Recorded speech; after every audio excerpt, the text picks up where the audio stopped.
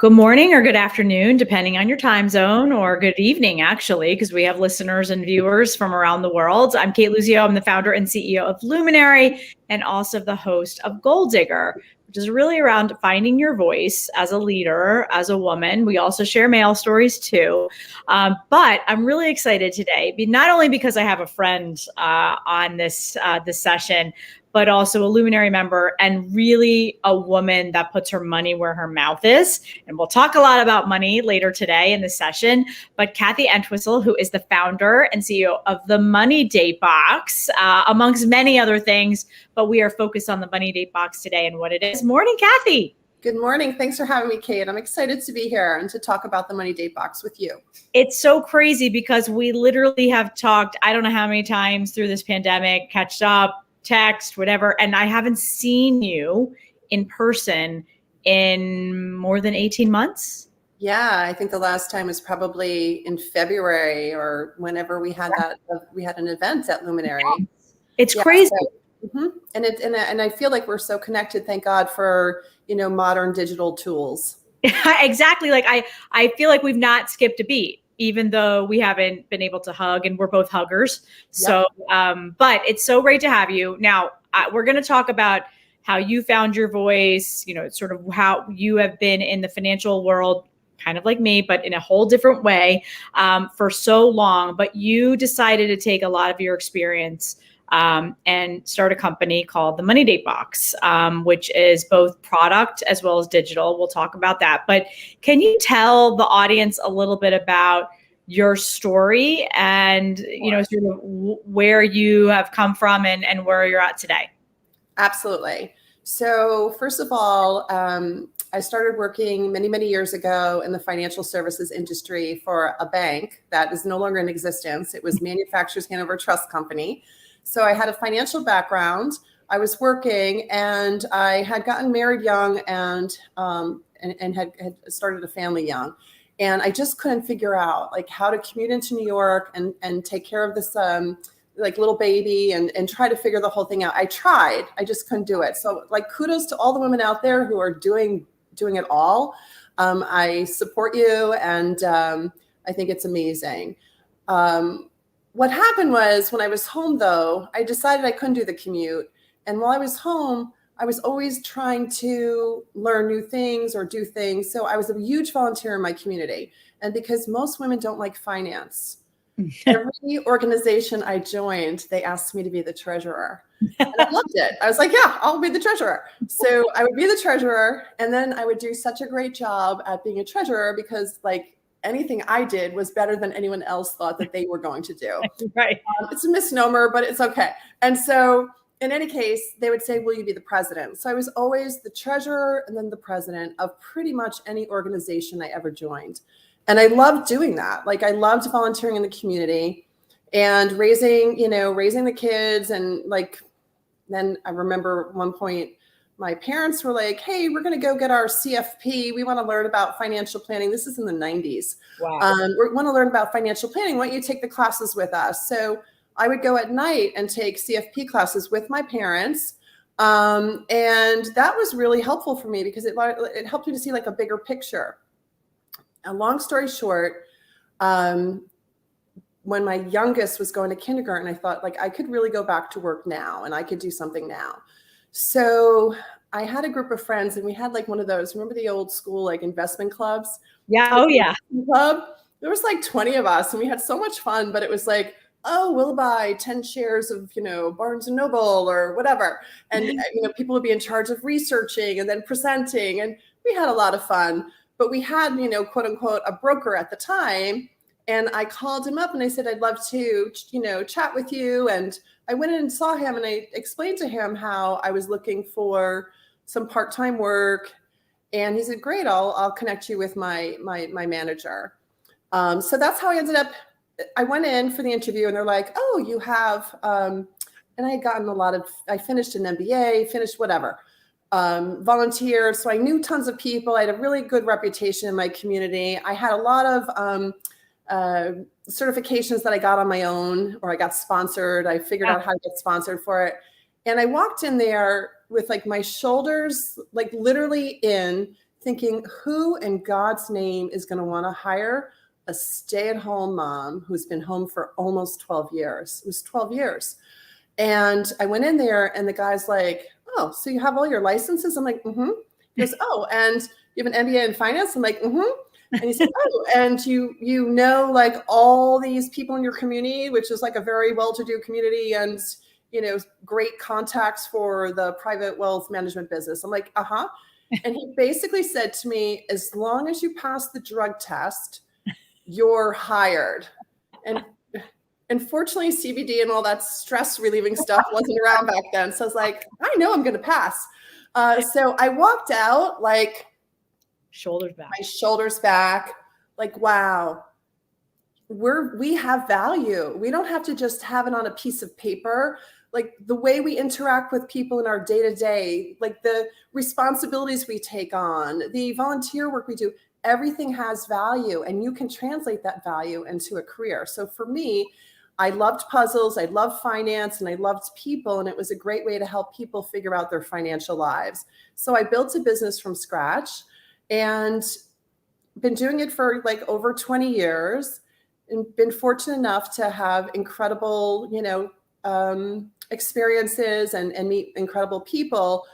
But one of the things I did when I was home, Kate, and you know this, is I was teaching classes for women on investing. Yeah. And I because I was walking like around, you know, the park with friends, and I'd be talking about money, and they're like, "Oh no, I don't do that. Like my husband takes care of that. That's not my thing." And I'm like, "You have to learn about your money. Like money's power. Like you want to give your power away."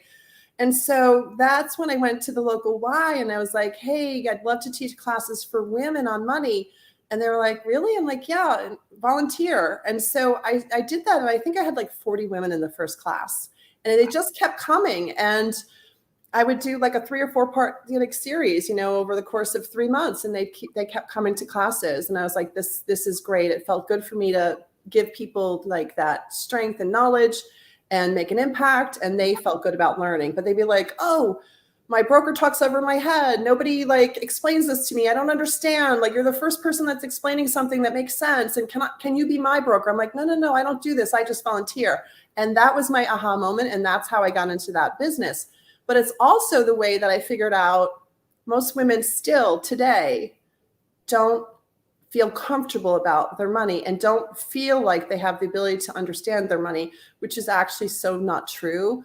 Women are probably best suited to manage money and learn about money and just sort of translate all those skill sets that we have that we use in other areas of our life on this area of our life, and we'll crush it too. So I've spoken to many young women's groups, you know, through the years, like her.usa and like just different groups. And they keep coming up to me and saying, like, "We don't know where to start. We don't know how to do this. Like, where do we go?" And so that's how the Money Date evolved. I was like, okay, I need to come up with something that's like a foundational tool that anybody can use to learn about their money and start building a healthy relationship and an understanding about it, and putting it in a place where they feel good about, and they can build their wealth, you know, and feel comfortable with their futures. So much in there that we're going to kind of touch a couple of stories along the way. So one of the things when we first met that I found so remarkable about you is how inspiring, right? You had taken, you know, obviously got a job, you took all these years off to raise your family. And so many women have taken time off, and then they have this gap in resume. They don't know which skills to kind of talk about when they go back to look for a job, kind of like you. But yet you had all of this. You were reskilling, you were upskilling the whole time. You were utilizing the skills that you had built, even while you were staying at home raising your children, right? And we all know that is a full-time job, and it's never been more apparent since we've, you know, hit the pandemic 18 months ago. But where were you getting, and I love that you went to classes with your parents. Where did that drive come from for you personally? Like you seem to be always seeking out, bettering yourself, learning more, and then obviously giving back. That's a great question. Where I always say I learned more and more as I went on. Like, you know, I always had like great scores on my tests in school, but I didn't apply it. So eventually that catches up to you. So I didn't have like great scores in high school. Like college was okay. But I remember when I went to graduate school, like my professors were like, oh my God, your mind is amazing. And they'd love to talk. And it was inspiring to me to see what I was capable of. I think what happened was like when you don't test yourself, yeah, at some point in your life, you want to test yourself and see what you can do and what you're capable of. And I think the inspiration has always been from loving to help people, like one way or the other. And by learning more, I was able to help people more. I don't know. It just, the more I did, the better I did at it. So that's really it. It's like always thinking, I guess, I always kind of thought I sucked, excuse my French, and I'm like, oh, I'm not good at this. I can't do this. And then one day I'm like, you know what, you can do this and give it a try. And what I learned too, even in business, sometimes it's just showing up every single day. And sometimes you feel good about it. And sometimes you don't feel good about it. And sometimes you feel like you're winning. And sometimes you don't feel like you're winning, but just keep going. And eventually time in, I think, makes such a big difference. Like I remember early in my career, I'm like, I don't understand why everybody else is on the Forbes list or why everybody else is on the Barron's list. Yeah. I'm doing the same thing. I'm working so hard. I'm doing all these great things for my clients. And then one day I came on the list. I'm like, oh, that was it. It was I just had to stick to it. Yes. And I think that's with anything. Anything, right? Anything, whether that's, raising a family to starting a business to climbing kind of the corporate ladder to school, right? I mean, I think that you just have to keep going. So I remember having a conversation with you very early on at Luminary, and you were so passionate about and focused on building something with purpose that was going to have real impact, not just for women, but for couples, for families, around understanding their money to be able to become, and I like the word financially confident, financially fit, mentally wealthy, all of these types of things. So you started the Money Date box. I want to talk a little bit about the actual, what is the box, right? Because there's a lot out there on financial, right? I mean, you can go on TikTok and Instagram and everywhere else and someone's talking about it. By the way, not necessarily someone that has the amount of experience that you do, 20 plus years in private wealth management. What's the Money Date box? Why should someone care about a money date? Because I will tell you, and you alluded to it, nobody, well, not nobody, but women tend to not want to talk about their personal finances, where they're investing, how much money they make. We have had this conversation lots of times. How do we get women in particular, but then obviously families, couples, individuals, better prepared? Yeah, I think that's a great question. So one thing I want to point out right away when it comes to money, there's two sides to money. There's the quantitative side, which is all the numbers on the piece of paper that your eyeballs bug out at. And then there's the qualitative side, which is like how you interact and how you deal with money. So I can tell you, for example, we all have a money story. So I can remember being in third grade and being in a store called Hamra's, which was really pretty things for children and adults. And there was this beautiful winter coat, gorgeous. There was a pink, the color of this pink, yellow, orange. It was like this multicolored coat. And I just thought it was so beautiful. And I asked my mom if I could have it. Can we buy that for winter? She's like, we can't afford that. And I was like, oh, like that. I was like, wow. And that stuck with me. And I didn't even realize that, but that stuck with me for a really long time. And then when I was a stay-at-home mom, I remember I actually did the envelope system, and it was a physical envelope system. I had envelopes that said gas money. Right. Because I had to budget, because we didn't have a lot of money, and we didn't put things on credit cards and build up credit card debt and stuff. So you literally only spent what you had. And it was a great system for when you don't have a lot of extra money. It's a great discipline. Mm-hmm. And now there's a lot of tools that you can do that digitally as well. But I remember my husband, who we've been married for, I think, 33 years now. Love him. But I remember one day he's like, you can't buy that because, and I was like, that same reaction, I think, came to me that from 30 years ago when my mother said I couldn't, we couldn't get the winter record it. Right. I never want anyone to tell, like, no matter how important they are to me or what a great relationship we have, I don't want to have anyone tell me I can't do something that I think is reasonable, and that I'm in a position where I can't make that decision myself.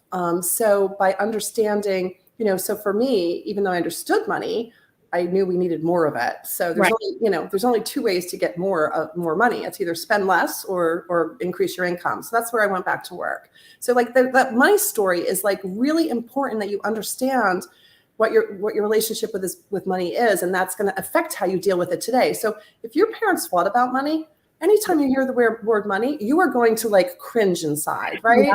So the money date box takes like some of those qualitative issues that you need to deal with and quantitative issues, and it combines them in a conversation that you either, self-direct with yourself, meaning you read some cards, if there's a deck of cards in the box. It's a physical box that comes to your door.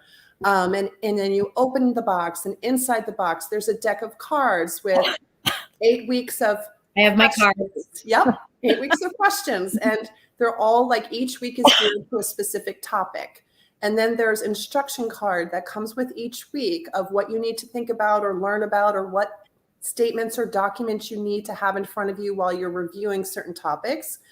And we also have an audio on like guided on the computer system where you will learn, each week at a time. So we're building and trying to figure out best ways to share the information. But the box is the initial, like, hey, here's the information. If you're a self-starter, or even if you need some help, it's a great way. If you're like, where do I start? What do I do? If you put a little bit of time in, I promise you'll start to understand this thing a little bit better. I've done some, Zooms and things with groups. We've had women's groups. And Kate, you and I did that together, which was amazing. Smart, successful founders, C-suite level women. And I think they all really felt like it was a great conversation, a great way to start looking at money. I've done it with couples in their 30s. One fellow was a CPA and knows finance inside and out. He's like, wow, but I never really thought about it like from the qualitative side. Like, you really want to understand these questions. Now he's getting married next year, and he and his fiance were on the call, and it was really valuable to them too. So I'm seeing like different age groups and different groups of people who are finding it valuable. And I just think it's a matter of like, just start, like invest in yourself a little bit, like with the box, with time, and you will learn about your money and your relationship with it, and you can build on that. Why the name? I mean, I happen to love it, but because the first time you said it to me at Luminary, I was like, I love that. Why the money date? Yeah, because you have to schedule time, because it's one of those things where you're not going to do it unless you schedule time for yourself. So if you make a date, and if listen, you can do it as a single woman, you can do it as a couple. If you're a single woman, you just set aside, just like anything else, when you build habits. Oh, I go to my Pilates class every, Tuesday morning at 7 a.m. Oh, I do my money date every, Sunday night at 8 p.m. or 7 p.m. or 2 in the afternoon or whatever. Just schedule a regular time. Make a date with yourself or with your significant other, and then you can be prepared and have those conversations together. But if you don't schedule something and you don't prep for it, you're never going to do it. So that's why. And the money date, because it's a date. And you can make it fun. And listen, it's not a substitution for going out for dinner and things like that. It's an additional type of date. That's all. But it's an investment in your future. Totally, right? An investment in your future. Yeah. You will be in a better place if you follow these steps, and if you do these things and you have these conversations, whether it's with you're doing it yourself in journaling, or if you're having a money date with a significant other, you will be in a better place because of it. I promise you that. Now, even just, and I'm holding up the questions for people that it's always hard on these. These are the questions. It's a deck of cards. And when I first got the box, I was pulling out the questions. And I mean, randomly, without because I hate following directions, I, just was like, I want to read some of these questions. And it's like, here's the thing. Do you have an emergency fund? What percentage of your income is spent on fixed costs? Like things that you don't think about. Some people are great at budgeting. Not everybody is. And as a former, banker. I was not a financial advisor. I was a corporate and investment banker. I was not a financial advisor. These are not the questions that I was asking and what I'm focused on. Do you have a plan in case you lose your income? Right? What else do you want involved in your financial planning? What is your strategy or plan to pay for your goals? And I asked this when people, I would say, what is this? I did like a kind of a survey. I walked around Luminary and said, what's a strategy or plan to pay for your goals? And people are like, what do you mean pay for my goals? I'm like, is that a wedding? Is that egg freezing? Is that a vacation? It can be anything, but how are you planning to pay for it is an investment in what you can do not only at the present time, but in the future time, including planning for retirement, right? Yeah, absolutely. It's an investment for all of that. And it's just, hey, look, I always say, if you were planning a vacation, right, you're not going to show up at the airport and be like, wonder where we should go today. Let's see what airlines have openings. And then, okay, so we're going to Greece. Great. We're going to Greece. And you get there, where are we going to stay? Don't do that. You're like, okay, this is where we're going. This is where we're going to stay. This is how we're going to line out like each day and do the fun things that we're really looking forward to. It's a plan. You just need to do the plan with like your personal life too. Like, how am I going to have the money to go on that vacation? How will I know I can retire? I think women more than anyone, I'll tell you, when women get to be in their 50s and 60s, their biggest fear is outliving their money. Yes. Don't forget about future you. Like put that money aside for your future too. Like, so you want to do both, like enjoy some of it now, but also put aside. And having a plan will help you get disciplined and structured to do that. It really isn't painful once you understand what you're doing and you're tying the financial dollars into the emotional goals. And once you see that you're fulfilling those goals and those values that are important to you and you're prioritizing, it actually feels a lot better, because what is the worst feeling in the world? It's the unknown. So once you start putting things together that you can have more certainty about, you will feel more comfortable with the direction you're heading in. And also, I mean, I remember when the start of the pandemic, we hosted that session at Luminary, Don't Touch Your Face. We're okay. Which was kind of a play on words, which is great. But so many people on that session was like, should I tap into my 401k? Should I take the penalty? The fact that they were all even thinking about that, to me, showed that they didn't have a financial plan. Right. They didn't have the emergency fund. Right. They didn't have a financial plan. And part of that would have been in the emergency fund. An emergency fund is so critical because that is what is going to get you through any challenges.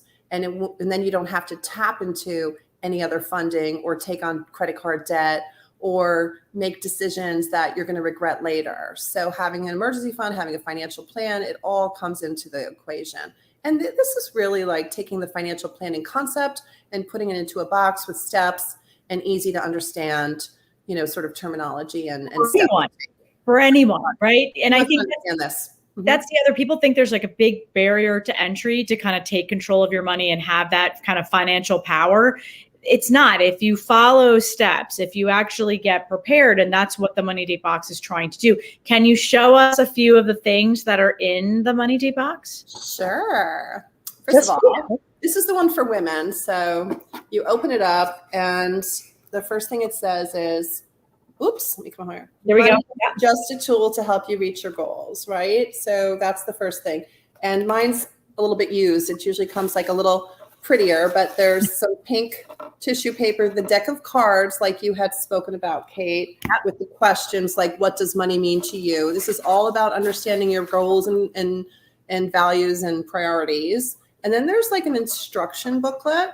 Let me just skip this here for a second. And the booklet is more along the lines of like, welcome, you've taken your first step, here's some things you need to bring to the table. An income statement. There's rules like how, what you have to follow to do this.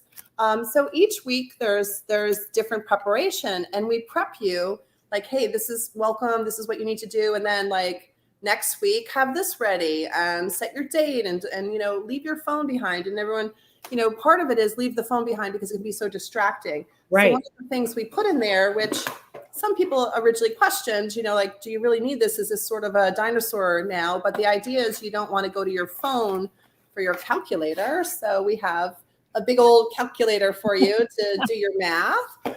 And listen, we recognize that sometimes it still gets stressful. So You have your little money squeezy I love ball. my stress money ball. And then, a little notebook and pen to journal, sort of like, what do you want to write down? What do you want to think about? What you need to go back to? It's just a great way. And, whenever you write things down, you tend to accomplish them more.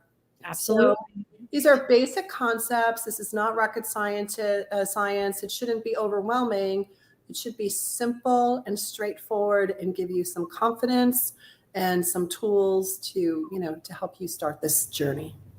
And this started with the box, and now you have evolved that as the company has launched, and you did you've got the boxes, by the way, for everyone listening, are readily available on themoneydatebox.com. But you've also got now an evolution of now moving into digital content. There's some other kind of fun product that you're talking about. So the digital content will supplement sort of what's in the box and sort of each of those weeks of education. A lot of this is self-directed, right? So no one has to feel like I have to get through this in the 7 or 8 weeks. You can take your time. The whole point of it is to plan and prepare, right? Not to rush through it. Right. And when you sign up for the Money Date Box, you will get emails welcoming you, cueing you to remind you about things. You'll get a code to have online learning access to the audio part. And we have more ideas for what's to come, and we'll certainly get there too. But for right now, this is the box and the way to learn. And I think there's a great support system. So it makes sense just to give it a try. Yeah, absolutely. I think when we hosted a session together with some incredible women in my network, what I go back to is this whole concept of the money story. We all have them. And it was actually so refreshing for everyone to share their money story. It makes you feel less sort of intimidated, like I'm the only one that feels this way. And I think, having a money date with not just your significant other, yourself, you can do this in groups, right? It can actually turn into a really fun experience and event and make it, again, less intimidating and just like I'm taking control, which we all don't like to feel out of control.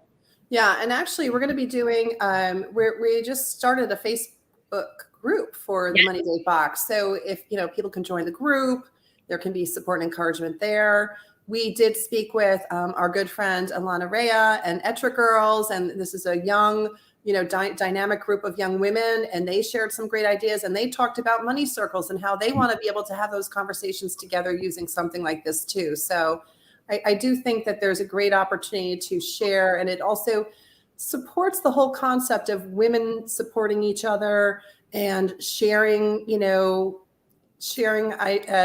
what our salaries are, what our concerns and fears about money, just have those conversations, and it's just going to elevate the experience for everybody, I think. I absolutely agree. So with the last kind of minute we have, clearly you are goal-oriented throughout your career, throughout rebuilding your career and starting this company. What is your goal with the Money Date Box? My goal is for anyone that wants access to financial knowledge, education, to democratize that and provide what normally is only afforded to people with lots and lots of money. I want to help people build their money and make good decisions. It's to continue to provide that to anyone that wants it and to grow the level that we provide as time goes on. If that makes sense? That is absolutely a great goal. And I have no doubt you're going to hit it. I'm going to put up here where to find you. So on Instagram, we can find the Money Date Box at the Money Date Box. So go on over and give the Money Date Box a follow, and great tips on there as well. Great tips. So in addition to the Money Date Box and by the way, not only on Instagram, Facebook, there's the Facebook group, also on TikTok and Pinterest. So depending on your social media favorite platform, you can find the Money Date Box, and then online at themoneydatebox.com. So I am, first of all, just in awe of what you've been able to create, and so quickly, with, again, a specific goal in mind, and that is who you are, but also so happy to have you as part of the Luminary community, and just as just another woman sort of coming shoulder to shoulder to give us more tools to prepare us for the rest of our lives. Thank you, Kate. You are a great supporter and a great friend, and I appreciate you so much. And this was really fun today. So thank you. Thanks, Kathy. And everyone, have a great weekend. Remember, we're still in a pandemic. Stay healthy, stay safe. And remember, it's not just about you, it's about everyone around you. So have a great weekend. And we will see you next week on Goaldigger. Have a great one.